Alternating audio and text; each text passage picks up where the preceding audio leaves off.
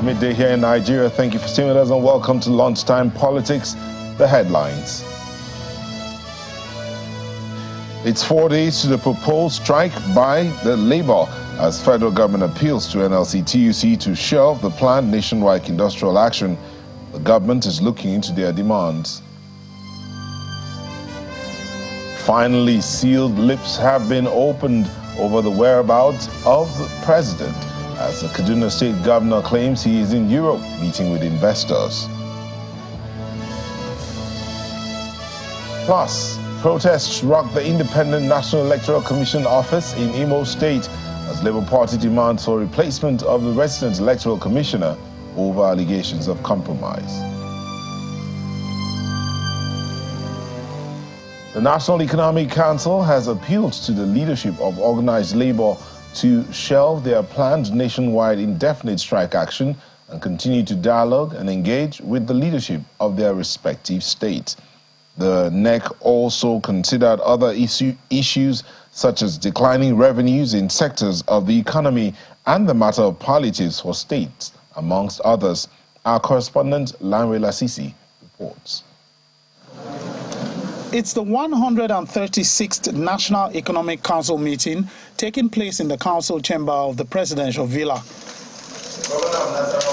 In attendance were state governors, some deputy governors and some ministers, while the vice president, Kashim Shettima, chaired the meeting. The meeting took place behind closed doors, and over 3 hours later, a delegation appeared to brief journalists on the resolutions reached. The council started by calling on organized labor to shelve their plans for a nationwide strike action. NEC is appealing for patience, is appealing for time to be able to address the concerns of labor. We also believe that Mr. President will be addressing the nation 1st October, and some of the concerns of labor will be appropriately addressed in the president's speech. And NEC is appealing that discussions should continue at the state levels because there will be peculiarities as to the issues to be addressed concerning the demands of labor. And therefore, dialogue is the way to go. The council also took an update on the distribution of palliatives. Members of the council have received the sum of 2 billion from the federal government as part of the palliative.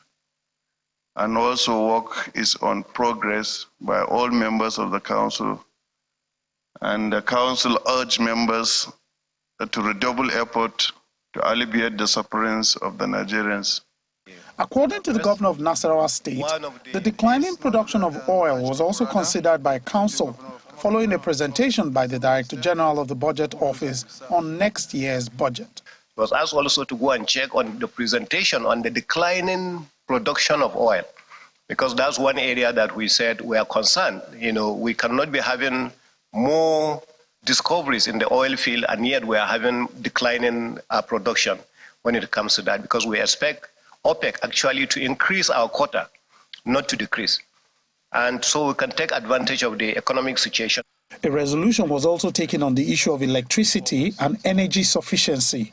State government should encourage to carry out energy audits to determine energy needs and explore areas of collaboration with the private sector based on their competitive advantages. NEC also received the report of the 2022 flood disaster and directed the National Emergency Management Agency to immediately intervene in affected states. Lanre Lasisi, Channels Television News. The Ekiti State Independent Electoral Commission, XCXS, is ready to conduct a credible local government election on December the 2nd this year. Chairman of the Commission at a media briefing in Ado, the Ekiti State capital, warned against any form of violence, voter inducement and corruption in the poll, promising that a level playing ground will be provided for all contestants. By the grace of God, we are going to increase political awareness. We are going to move around for political education. We are going to sensitize people to let them know that it is their right to vote. It is a civic duty that they must, as citizens of Nigeria, And as indigenes of this state come out en masse to come and vote, to come and express their franchise or choice of candidates that is going to rule this state at local government level. We therefore expect all the parties in this state and all the people in this state, both men and women of voting age, to participate in this election as a civic duty and right associated with the doctrine of social contract. Let us put the era of voter apathy behind us and exercise our franchise without violence, without thuggery, without corruption, and without vote buying. All political parties should adhere strictly to the timetable and the laws relating to conduct of elections. And the Supreme Court has fixed October the 3rd for judgment in a suit filed by the former federal lawmaker, Mr. Smart Adeyemi, challenging the conduct of the Kogi state governorship primaries of the All Progressives Congress produced Mr. Usman Ododo as the party's flag bearer. Meanwhile, the Apex Court also dismissed the appeal by a governorship aspirant of the All Progressives Congress in Kogi state, Mr. Abubakar Chimugu, who is also seeking to nullify the same primary. Our judiciary correspondent, Emanuela Ekele, reports. The Supreme Court is the last stop for a former federal lawmaker, Mr. Smart Adeyemi, in his attempt to stop the Kogi governorship candidate of the All Progressives Congress, Mr. Usman Ododo, from participating in the November 11, 2023 election in the state. Mr. Adeyemi, who represented Kogi West Senatorial District in the 9th Senate, is claiming that the results that saw the emergence of Mr. Ododo is fraudulent and invalid on the ground that the primary election was conducted in only 11 out of 239 wards in the state. He had participated in the election, and his grouse is that the provisions of the Electoral Act and the guidelines of the APC were compromised during the exercise.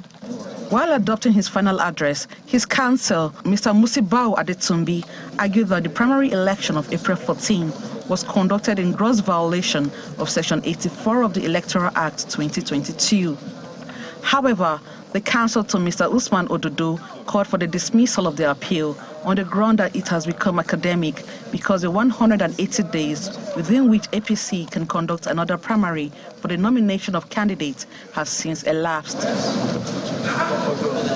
After taking arguments from other parties, Justice Iyang Okoro, who led the panel of justices, announced that the final judgment will be delivered on October 23rd. The matter was taken for argument by their lordships. We strongly believe that by the time our briefs are read and the appeal is looking to on merit, then we'll have the report of the INEC, Exhibit APC 4, said it loud and clear that there are no elections 228 wards. That's our own feel. It's our feel. So, but we are waiting for what their lordships are going to say. Main issues we have brought to the Supreme Court is very simple. The Section 24 of the Electoral Act says primary election should be conducted ward by ward. It was not conducted by word by word. It's on their table there. The second issue we brought here was that the result that was filed was just for 11 wards out of 239 wards. You know, you don't have to be a lawyer to understand our point of argument. After 239 wards, they brought only 11 result of 11 wards. That is less than 2% of the total number of results anticipated. Back in the courtroom, the panel dismissed the appeal by another governorship aspirant, Mr. Abubakar Chimugu, seeking to nullify the same election. Mr. Chimugu's argument is that Mr. Ododo is not qualified to participate in the exercise because he did not resign his employment with the Kogi State Public Service 30 days before contesting the election. After the case was dismissed at the lower courts, Mr. Chimugu withdrew his appeal and the case was subsequently dismissed. Emanuela Ekele, Channels Television News.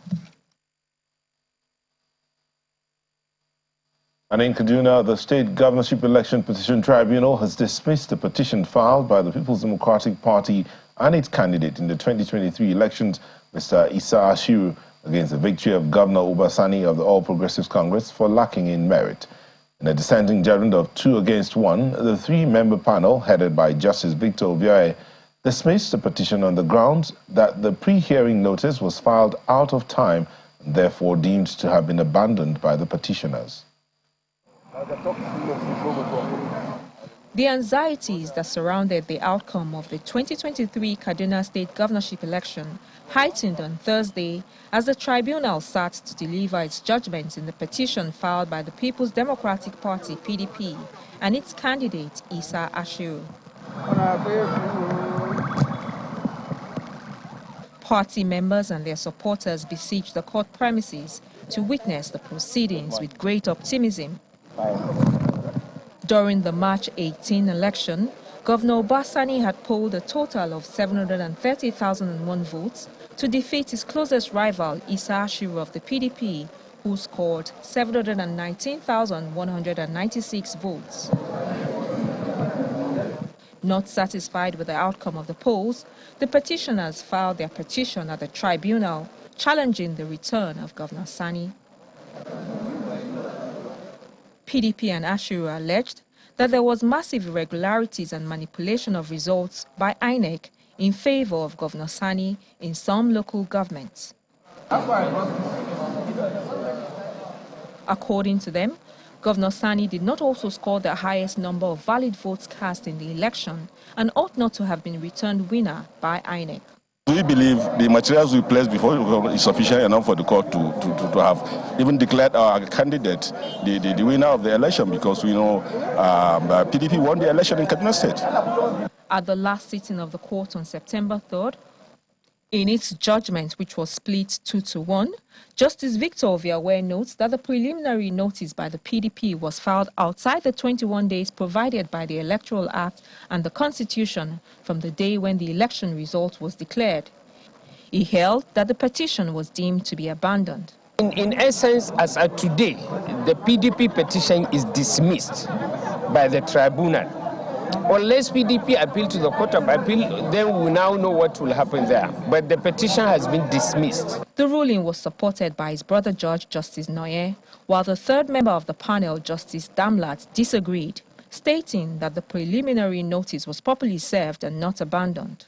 Court arrived at a decision based on the submissions and argument of lawyers, and the majority of the tribunal judges decided that the election was inconclusive, and one judge affirmed the election. So, and the decision, but the majority decision of the court is that the election was inconclusive.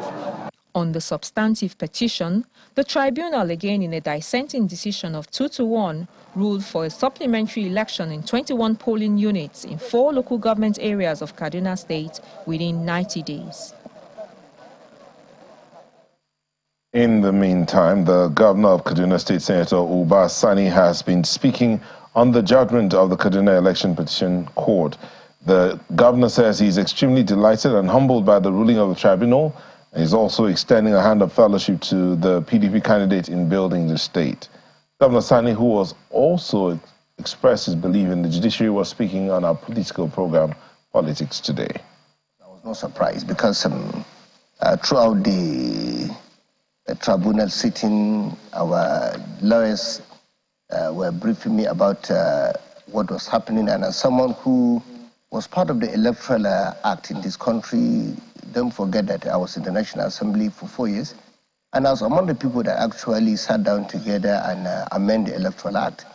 So I know actually PDP do not have a case. They did not present any witness from any polling unit that actually was able to make any case or prove that the election was not free and fair. So that was my position, and I was focused, and I was not really distracted. I also called on Issa Ashiru and the PDP members in Kaduna State to come and join hands with me. What is more important is moving our state forward. Like I said on the 29th May when I was sworn in, that the issue of politics is over. It's about governance. And of course, in the last 3.5 months, we've tried as much as possible to carry everyone along. Well, as far as the PDP candidate Issa Ashiri is concerned, the tribunal's judgment finds merit in the aspects of his case relative to the margin of win between the two leading candidates. While urging his supporters to remain law-abiding, he says he will pursue the appeal process. In his explanation of the tribunal judgment, he says, even though the tribunal, based on the majority of 2-1, upheld the preliminary objection of the APC to the effect that the application for pre-hearing was done prematurely, the court also pronounced on the merit of a substantive suit, which by a split decision of 2-1 nullified the election of Governor Sani and ordered that the certificate of return be retrieved and fresh elections conducted in some polling units in 4 LGAs and the outcome be reckoned with before the declaration of the winner of the governorship election in Kaduna State. And now we're being joined virtually from Kaduna by Napoleon Idenala, who is a legal practitioner. Mr. Idenala, thank you for joining us.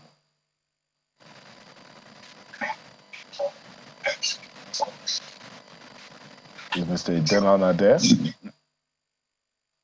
I don't know if I'm the one you're referring to, but it's actually Juvan. Okay. All right, let's pick up here. What's that judgment from the tribunal yesterday? A lot of conversations. I understand you're the representative of the People's Democratic Party.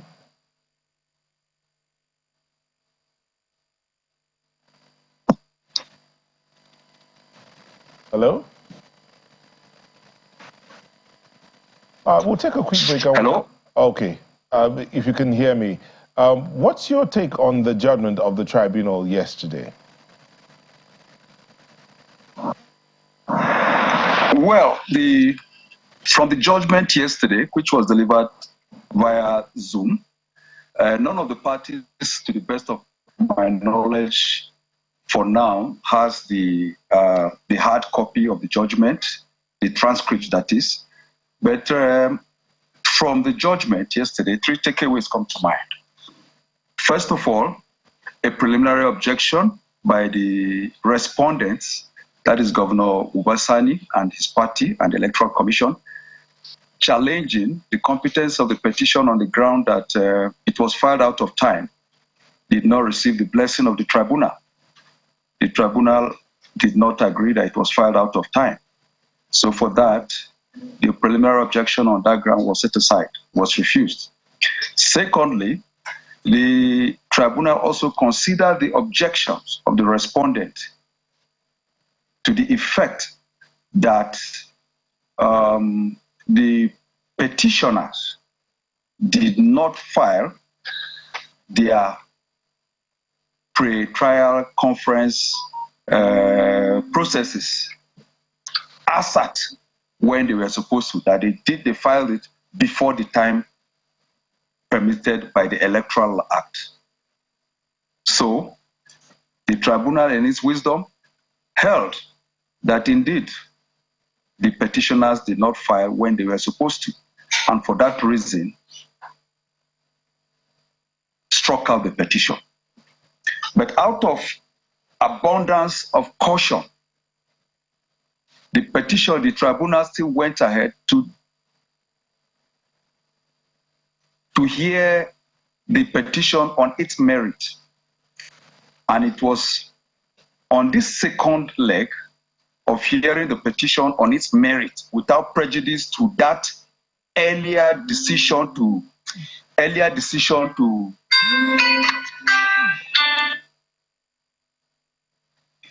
strike out the petition for non-compliance.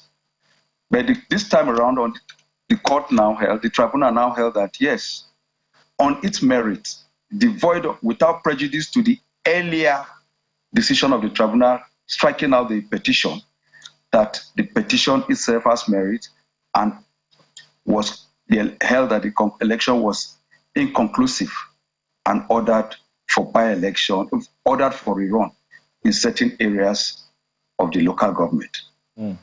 So these are the 3 takeaways from the judgment of yesterday. 1, the preliminary objection as to the petition being filed out of time was not sustained. The tribunal refused.